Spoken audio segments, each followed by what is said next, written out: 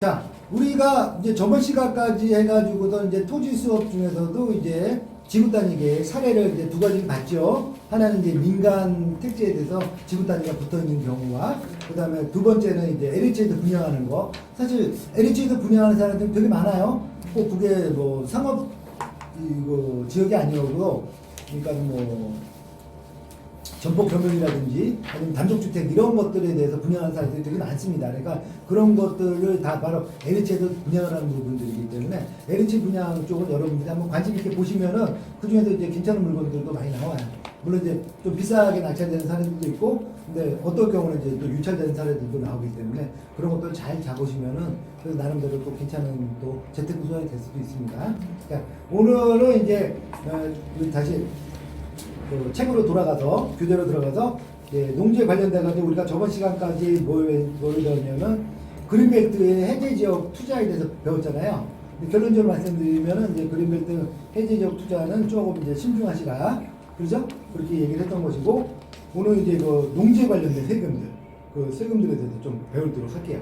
일단은 제가 결론적으로 말씀드리지만은 제가 토지 수업 중에서도 사실 토지 그러면 여러분들 일반적으로 생각하시면 농지하고 임야가 제일 많으니까 농지산지, 왜냐면 대부분 이제 그런 쪽이 많기 때문에.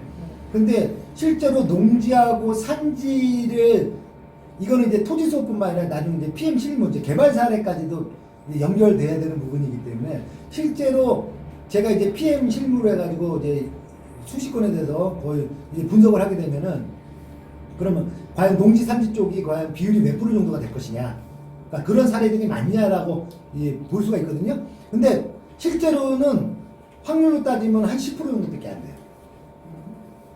그러니까 토지 개발이 여러분이 생각하는 농지 산지 개발로 해가지고 하는 사례는 10% 정도밖에 안 나온다는 얘기예요. 대부분 90%는 다 뭐냐? 그렇죠. 대부분 대예요, 대. 특히 어디냐면 도시 지역에서 많이 해요. 그러니까 여러분들이 생각하는 도시적 이해지역, 뭐 계획관리라든지 아니면 뭐 농림지역이라든지 이런 쪽에서 실제로 농지와 산지를 개발해가지고 하는 사례는 10% 정도밖에 안 나와요. 제가 해보니까. 왜 그러느냐? 개발이 문제가 되진 않아요. 개발은 법률적 요건만 되면 사실 다 돼요. 문제는 뭐냐면 개발하고 나서가 문제예요. 여러분도 아시겠지만 관리지역, 농림지역, 그 개발을 한들 어떻게 수익률 맞출 건데? 이 얘기가 나오는 거예요. 개발은 해요. 근데 개발해가지고 뭐 할 건데, 그걸로? 임대가 안 돼. 분양은 둘째 치고 임대도 안 돼. 그래서 실제로 개발 실컷 고생해가지고 개발해놓고도 임대가 안 돼가지고 비어있고 이래요. 이런 일들이 왕왕 벌어진단 말이야. 그거는 제가 왜 처음에도 말씀드리잖아. 우리가 토지 개발을 하려면은 토지에 대해서도 알아야 되고, 또 뭐도 알아야 돼요. 그 토지에서 개발할 수 있는 법적인 것도 알아야 되죠. 더 중요한 건 뭐예요? 바로 거기를 어떻게 개발할지, 그 수익이 어떻게 되느냐를 알아야 된단 말이에요. 그게 사실 핵심적인 목표인데, 토지 개발했어. 근데 임대가 안 돼. 그럼 사실 이건 개발 하나 많아 의미가 없는 얘기예요. 그래서 제가 물론 이제 뭐 차이가 있을 수 있어요. 뭐 지역적인 차이도 있을 수도 있고, 뭐 어떤 토지 소유자의 어떤 취향적인 차이도 분명히 있는데, 제가 통계적으로 내서 해보면은 실제로 한 10% 정도가 실제로 농지하고 산지를 개발합니다. 90%는 대부분 도시 지역을 개발해요. 도시 지역을 개발하는 게 실제로 대라고 그러면, 지목이 되다 그러면 이미 건축물이 있다는 얘기예요. 그럼 나대지는 거의 없으니까. 그렇기 때문에 대부분 기존에 있는 1층짜리를 허물고서 거기다가 신축을 해서 올리든가 아니면 그걸 리모델링 하는 게 사례가 대부분이라는 얘기예요. 왜? 그래야 바로 임대 수익률이 확보가 되기 때문에. 실제로 농지산지 개발에서 임대 수익률을 맞춘다? 이거 정말 쉽지 않은 얘기입니다. 저도 그런 사례들이 여러 번 있는데, 결국 핵심은 뭐냐면 이 임대 수익률을 못 맞춰요. 왜냐면 시골이나 서울이나 사실 들어가는 건축비는 사실 비슷해요. 뭐 시골이랑 더 싸지 않거든요. 농지 개발한다고 해서 그 건축비는 더 싸지 않아요. 건축비는 동일해요, 거의.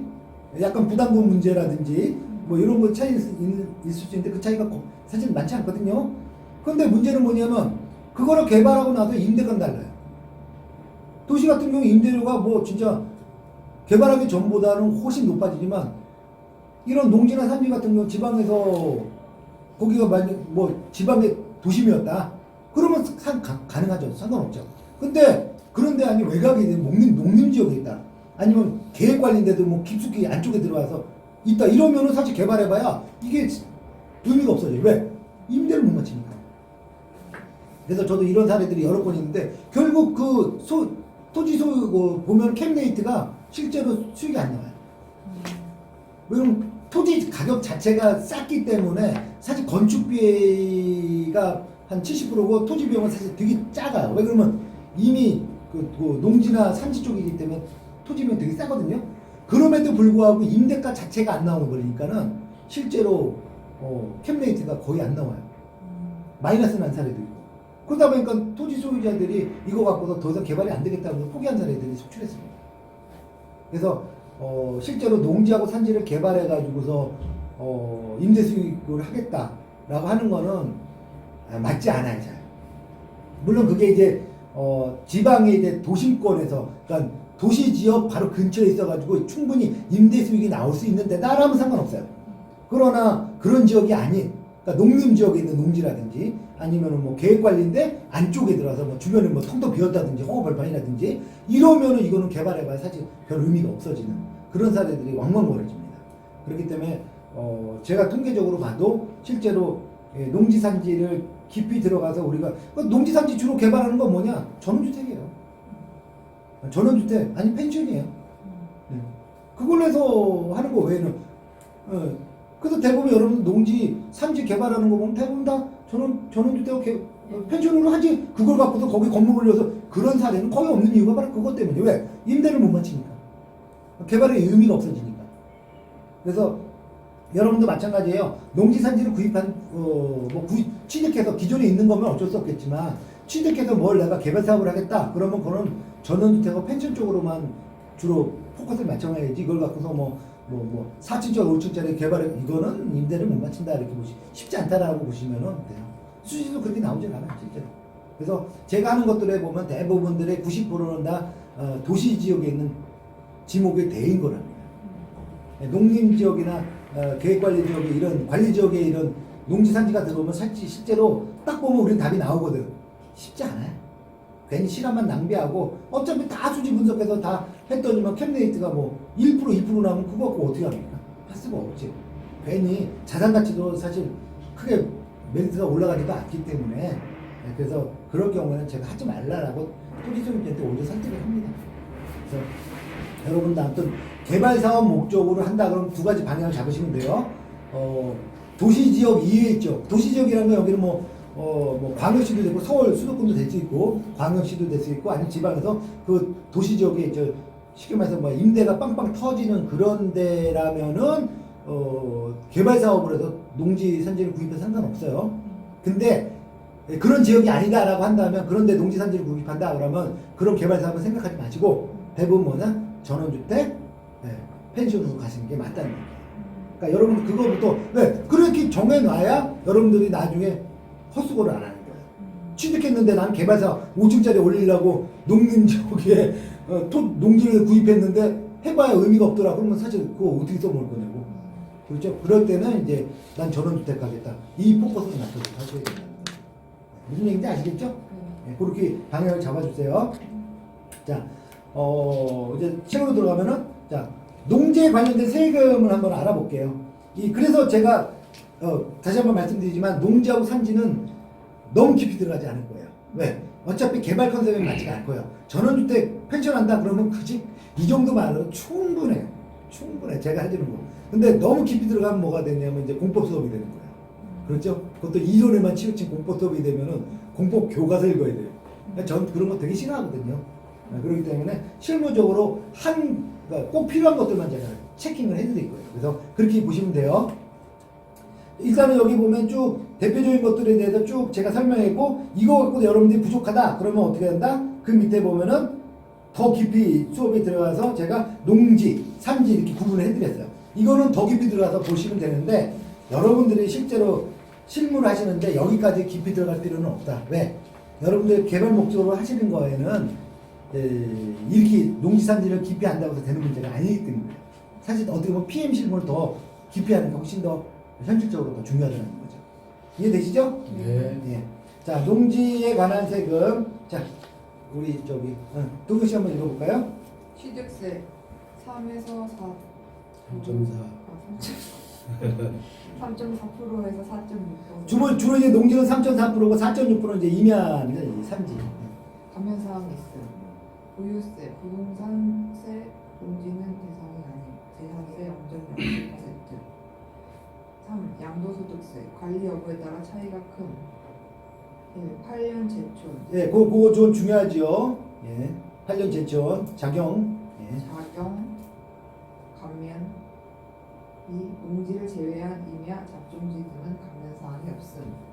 3. 제촌 작용하지 않는 경우. 자, 잠깐만요. 거기에 보면은 이제 양도소득세는 사실 취득세나 보유세는 사실 뭐 픽싱적인 부분이기 때문에 큰 부분은 차지하지 않는데 사실 양도소득세는 되게 차이가 많이 나요. 이게 관리 여부에 따라 큰 차이가 납니다. 그래서 농지 같은 경우는 예를 들어 기량을 팔게 되면 비사업용 토지에 걸려가지고 중과세 대상이 될 확률이 높아요. 그럴 경우는 어떻게 하느냐? 8년 작용농, 제촌 작용농으로 하게 되면은 5년 동안 2억의 양도소득세에 대해서 비과세거든요. 비과세라고요. 감면 받는다고. 1년에 1억. 전주가 아니면 네? 양도소득세. 양도소득세. 전주가. 네? 아니, 토지주가 매각을 하면은 그러니까 8년 제촌. 그렇죠. 8년 제촌을 제촌 작용을 하게 되면은 통합적으로 5년 동안 2억에 한해서 저기 감면 사항이 되는 것이고 1년에 1억. 근데 얘가 세금이 했는데 내가 농지를 팔았는데 세금이 만약에 9천만 원이 나왔다. 그럼 내가 이거 제촌 작용을 했으면 뭐예요? 그 9천만 원은 안 내도 된다는 얘기예요. 1억까지는 1년에 1억, 5년 동안 2억이니까. 그래서 이거를 많이 활용을 한다는 얘기예요. 농지 같은 경우는. 무슨 얘기인지 아시죠? 이건 내가 관리하느냐 안 했다. 근데 내가 이거 제촌 작용을 안 했다. 그러면 세금 그대로 내야 되는 거예요. 또 내가 안 했다 그러면 비사업용으로 걸린다 그러면 중과세 대상도 되는 것이고. 이거 중요합니다, 이거. 그래서 8년 제촌하는 그 조건이 있죠? 해당 시군. 그러니까 제촌이라는 건 뭐냐면 그 지역에 거주를 했느냐예요. 작용이라는 건 뭐냐면 내가 실제로 농사를 했느냐. 그냥 두 가지 판대요. 8년 동안 내가 거기 있었고 살았고 그 다음에 8년 동안 내가 농사를 지었다. 이거를 증명해 주면 되는 거예요. 그래서 이 제촌하는 거에는 첫 번째 해당 시군에 있다. 그럼 당연한 거죠. 근데 해당 시군이 아니라도 연접 시군. 예를 들어서 뭐 30km. 그거는 이제 그건 연접 시군하고 좀 차이가 있는 거고 내가 그래서 용인시에 한다 이가 농지가 있단 말이야. 그럼 내가 용인시에 살면 당연한 거지 그거는 제촌이니까. 근데 내가 용인시에는 아니더라도 그 옆에 보면 이제 오산시가 있잖아. 오산시에 있다. 그럼 난 연접 시군이 되는 거야. 그렇지? 그다음에 저기 용인 저기 위에가 뭐 있죠? 또 용인 과천인가?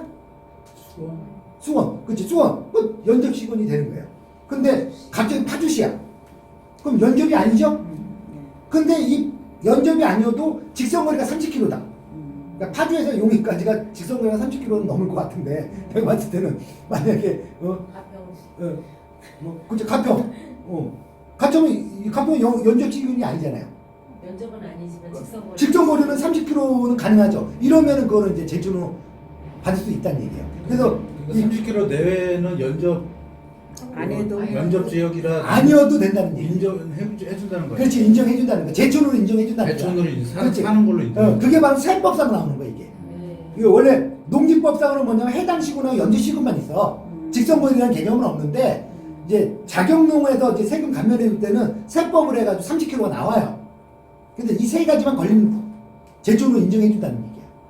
이거 플러스 또 뭐야 N대야 이거는. 그리고 작용을 해야 돼. 제촌만 하고 되는 거 아니에요? 작용까지 해줘야 돼. 작용이란 건 뭐냐? 내가 직접 농사를 져야지. 농사를 지려면 여기서 소득이 발생해야 돼요. 그리고 내가 이거 외에는 직장을 가지면 그 소득이 뭐 2분의 1, 3분의 1, 뭐 이런 조건이 또 붙어요. 그 소득 제한이 붙는다고. 내가 농사한다고 농사만 하진 않아요. 또 내가 다른 직장을 구해서 할 수도 있는 거잖아요. 이럴 경우에는 그 소득 제한이 붙어서 3,700만 원인가 그 이상이 되게 되면은 그거는 인정을 안 해줘요. 자경으로 인정을 안 해줘 버리는 그런 제한들이 있다는 얘기예요. 더 자세한 거는 아까 농지에 보면 다 나와요. 근데 여러분들이 뭐 그거는 참 찾아서 보시면 되는 것이고 어쨌든 8년 동안 제촌하고 작용을 했을 경우에는 1년에 1억, 5년 동안 2억까지는 세금을 감면해 준다. 그래서 통상적으로 이제 어떤 식으로 하냐면 우리가 이제 한 세대가 이제 농사를 짓잖아요. 각 개인별로 농사를 짓지는 않잖아요. 각 가족이 짓잖아요. 그럴 경우는 어떻게 하냐? 이 농지 소유를 그 가족 중에서 직업이 없는 분한테 몰아줘요. 그럼 딴 사람 직업이 있잖아. 그럼 소득 제한에 걸려버린다고. 그럼 이 사람은 자격이 안 되는 걸로 인정해버려. 그럼 감면 못 받거든? 그러니까 어떻게 하냐? 예를 들어서 뭐 이렇게 세 분이 사신단 말이야. 가족이란 말이야. 근데 두 분은 직장이냐? A, B는 직장이냐? 근데 다 3,700 이상이야. 뭐 4,500 받아. 그럼 이분이 소유를 해서 작용했다고 해봐 인정 못 받거든, 잘. 그러니까 어떻게 되냐면 C는 가정 살림을 해. 예를 들어서 소득, 직업이 없어. 그럼 이분한테 몰아주는 거야. 이분이 소유해서 이분이 작용한 거야. 이렇게 묶어주는 거야. 그러면 이제 이렇게 빠져나간 구멍이 있는 거예요. 무슨 얘기인지 아시겠죠? 예. 그래서 어쨌든 양도소득세는 잘 관리를 해야 된다. 그러면 세금이 제일 규모가 제일 큰 게 바로 양도소득세이기 때문에. 그 다음에 두 번째, 농지를 제외한 임야, 잡종지 등은 감면사항이 없습니다. 그러니까 뭐 농지만 감면사항이 있어요. 임야나 잡종지 이런 과선 이런 거는 감면사항은 없어요. 일상적 제촌 자격이라는 개념이 안 나와. 아니, 나와도 감면은 없는 거야. 뭐 임야 같은 경우도 그 자격이라는 개념이 없잖아. 그러니까 제촌만 하면 되거든. 그래도 그걸 이제 비사업용 토지냐를 여부를 따지는 거지. 감면사항, 양도세 세금 감면 때문에 하는 사항은 없어요. 오로지 뭐만 있다? 농지만. 왜 우리나라는 예전부터 이 농경 사회이기 때문에 그런 거야. 우리나라가 농경 사회지 뭐 임야 사회는 아니잖아요. 그런 얘기 들어본 적이 없죠. 근데 왜 그러냐? 점점 이제 FTA 때문에 사실 농사 짓기가 사실 쉽지가 않아요. 해봐야 사실 큰 재미도 못 보고 그러다 보니까 이제 점점 이제 이게 참 안타까운데 잘못하면 이제 이게 왜 그러면 심화되면 이제 쌀도 지금은 아직까지는 쌀이 우리나라에 보면 나만 알거든요. 사실 기대 이상으로 왜냐면 또 사람들이 밥을 잘 안 먹으니까 쌀 소비량이 훅 줄어버렸잖아요. 거기다가 큰 농지는 큰 변화가 없으니까 왜 그러면 우리가 이제 농지 같은 데면 이제 뒤에 배웠죠 농업진흥 지역 구역 이렇게 나누게 되면 거기는 정말 왜 지방 내려가다 보면 또 평야 쫙 해가지고 농사 사는 데 있죠. 황금 들판 이런 데들은 아직도 많거든요. 그러니까 이제 수확을 했는데 실제로 소비는 이제 그만큼 안 되니까 그래서 추복 수매를 해가지고 정부에서 막 쌓아놓고 막 이러잖아요. 근데 이게 왜 그러냐면 이제 아무튼 이제 점점 갈수록 농사 짓기는 사실 힘듭니다. 그리고 또 FTA 때문에 점점 또 경쟁도 사실 그렇잖아요. 참 힘들어요 농사가. 그래서 농지만 이렇게 했다면 주는 거예요. 세 번째. 제촌 작용하지 않는 경우 비사업용 토지로 중과세 대상이에요. 예. 아래에 보면 7번 농지 관련 세금 참고할 거 있죠? 근데 거기 보면 이제 7번에 보면 농지 관련 세금이 쭉 나와요. 거기 보면 정말 자세하게 잘 나왔거든요. 제가 정리 잘 해놨기 때문에. 그래서 이거를 여러분들 참고하시면 돼요. 제가 뭐 참고하세요? 그럼 찾아서 참고하시면 돼요. 그럼 이제, 자, 4번. 농지 취득 자격 증명. 자, 요거에 대해서 한번 읽어봅시다. 농지 취득 자격 증명, 농사를 지을 수 있는지 파악하는 것임. 농취득이 없으면 등기를 할 수 없음. 경매인 경우 몰수.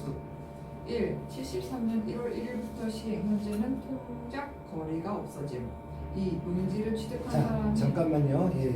여러분 교재하고 지금 수정보에 대해서 약간 차이가 있는데, 그러니까 여기 여러분들 나눠주고 나서 제가 한 번 더 수정을 하다 보니까 아마 미스가 된 것 같은데, 예, 요걸 읽어야 되는데, 자, 농지 취득 자격 증명은 뭐냐면은 여러분들 그러니까 농지를 취득을 하려면은 뭐가 들어가냐면 첨부 서류로 농지 취득 자격 증명서가 들어가죠. 이게 안 들어가면은 소유권 이전 등기가 안 돼요. 그래서 여러분들 농지를 경매로 낙찰받아도 농취증이 필요한 거예요. 이거는 그냥 우리는 농취증이라고 줄여서 하는 얘기거든. 농지 취득 자격 증명서를 농취증이라고 하는 거예요. 여러분도 경매로 낙찰을 받았다 농지를 그러면 농취증을 끌어와야 돼요. 이거 법원에다 제출 안 하면은 이거 몰수당해요. 계약금. 통작거리가 없어졌다는 건 예를 들어서 서울서 전라도 이것도 가능한 상관없어요. 거예요? 네, 상관없어요. 내가 하려는 의지만 보여주면 돼요. 예, 근데 그거 진짜 그건지는 좀 이따 지켜보면 되는 것이고. 그래서 농지 취득 자격 증명이라는 건 뭐냐면 소유권 이전 등기 할 때 반대 이게 농지만 그런 거예요. 임야나 뭐 대지 잡종지 이런 거는 상관이 없어요.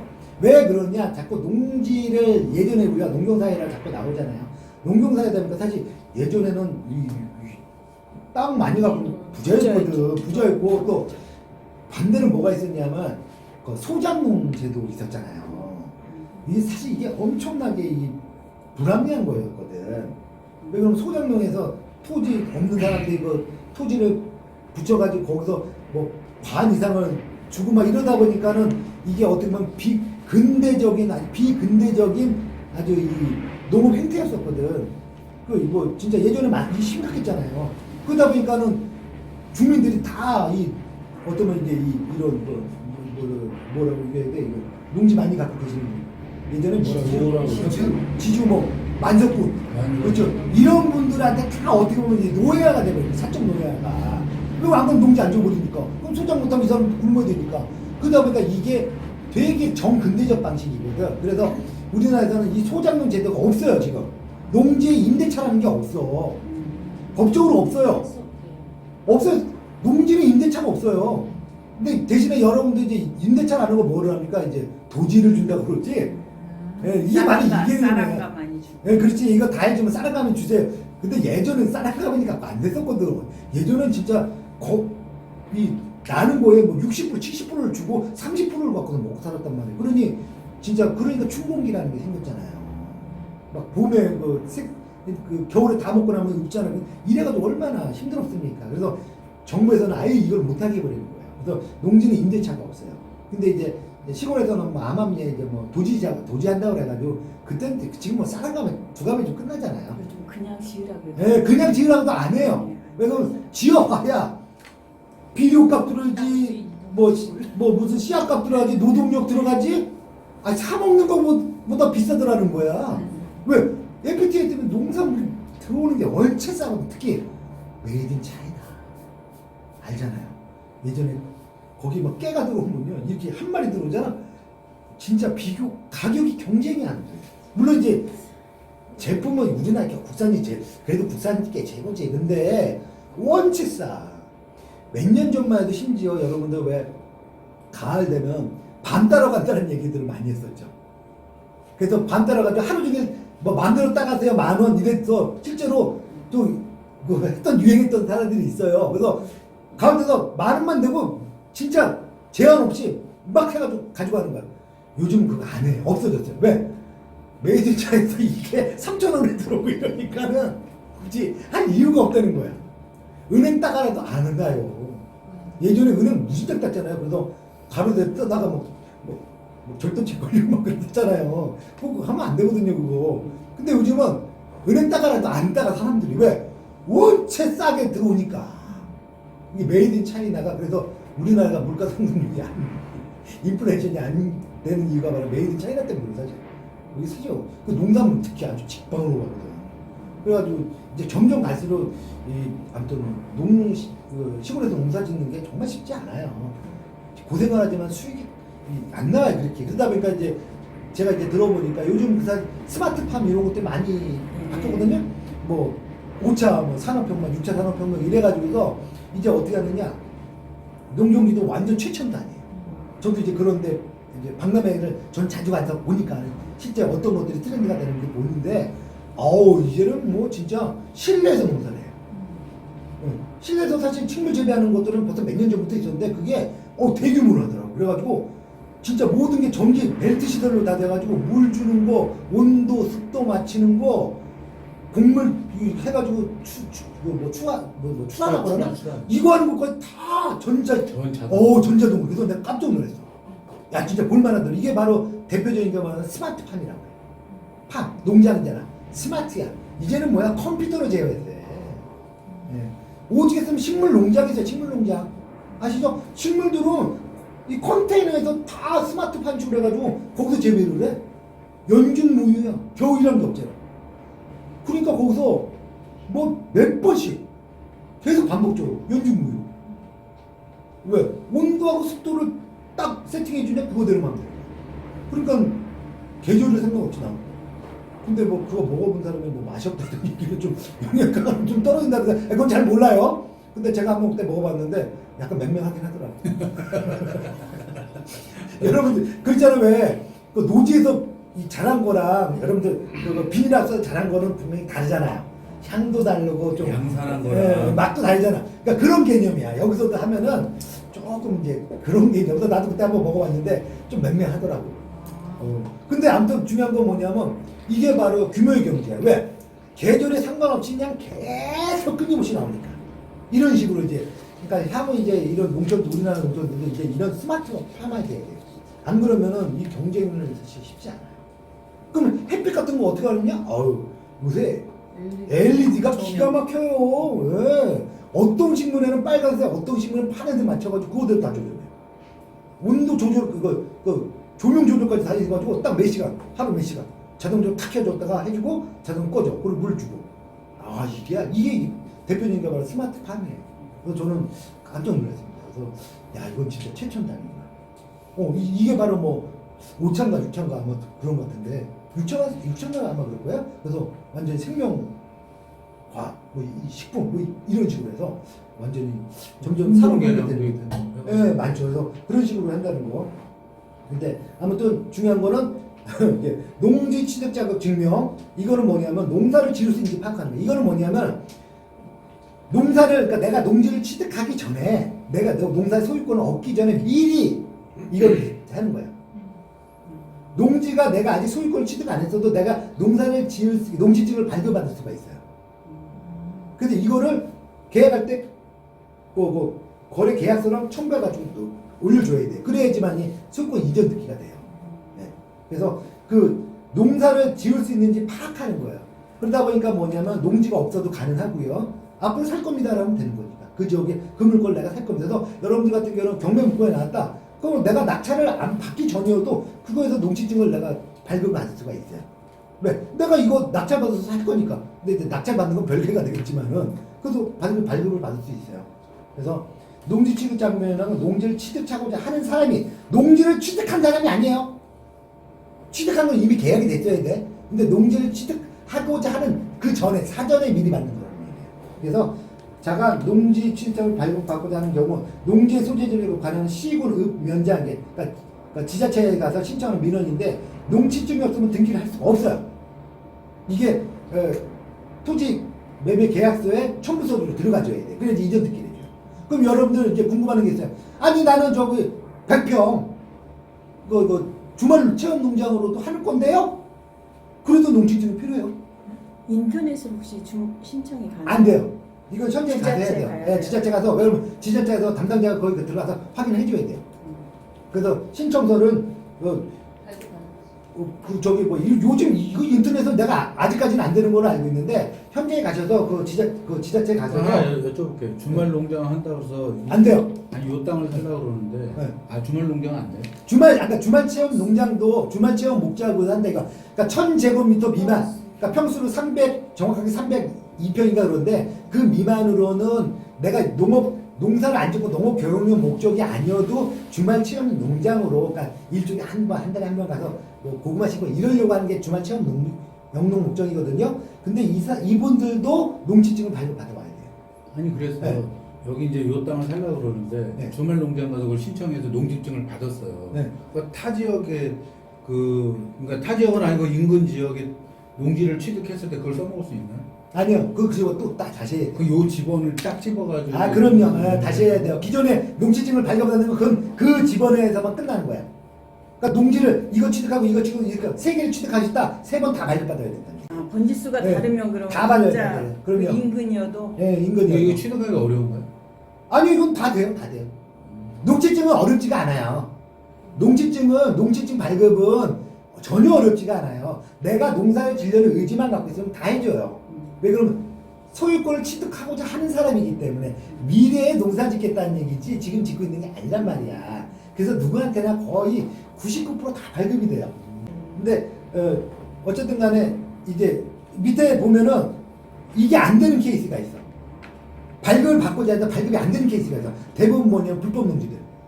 불법으로 전용해버렸어. 이럴 경우에는 이제 그게 농지증이 안 나오는 사례들이 있거든. 그걸 또 어떻게 대처하는지에 대해서 한번 쭉 읽어볼게요. 너무 여러분들이 너무 좀 성급하게 질문하시니까는 한 번씩 쭉 읽어본 다음에 질문을 받도록 할게요. 자, 2번. 농지를 취득한 사람이 아 잠깐만 미안해요. 자, 현재는 통작거리가 없어요. 쉽게 말해서 뭐예요? 내가 서울에 살고 있는데 내가 예를 들어서 뭐 강원도에다가 내가 농지를 얻어가지고 내가 그걸 농지증을 발급받고 싶다. 가능해요. 거기 가셔서 신청하면은 그래서 공무원하고 거기 담당자하고 같이 송부자 가셔서 현장 보셔서 아 이게 농사가 짓고 있구나. 뭐 농사 짓는데 문제가 없구나. 그럼 이제 몇 마디 물어봐서 뭐 농사 지실 거죠? 뭐 심을 거예요? 뭐 그러면 이렇게 쓰는 게 있어요 서류에. 이거 이따가 보여드릴게요. 농지 그거 사례를. 그래서 보여드리면은 여러분들 이해가 빠르실 거예요. 그래서 통작권이 없어요. 근데 실제로 이제 농지증 발급 소유권 이전 듣긴 했는데 그 다음부터 실제 농사 짓느냐는 별개란 얘기야. 그건 별개예요. 이거 받고자 할 때 미리 하는 거기 때문에. 자, 이거. 이 농지를 취득한 사람이 신청하는 것이 아니라 취득할 사람이 신청하는 것이. 취득할 사람이 요게 핵심이에요. 그러니까 앞으로 미래라는 얘기야. 취득을 해놓고도 농사 안 짓는 경우도 태반이에요. 경매 입찰하기 전에 신청할 수 있어. 네, 여러분 마찬가지. 경매 농지가 나왔어. 근데 나는 내가 낙찰 안 받는데 어떻게 합니까? 아예 돼요. 괜찮아요. 왜? 내가 이거 취득하고자 하는 거기 때문에. 발급을 먼저 받아. 근데 만약에 내가 이거를 떨어졌어. 그럼 이거 꽝인 거고. 됐어. 그럼 그거 갖고 내면 되는 거야. 왜 그러면 낙찰 받고 나서 일주일 이내에 법원에다 제출해야 돼. 이 농지증을.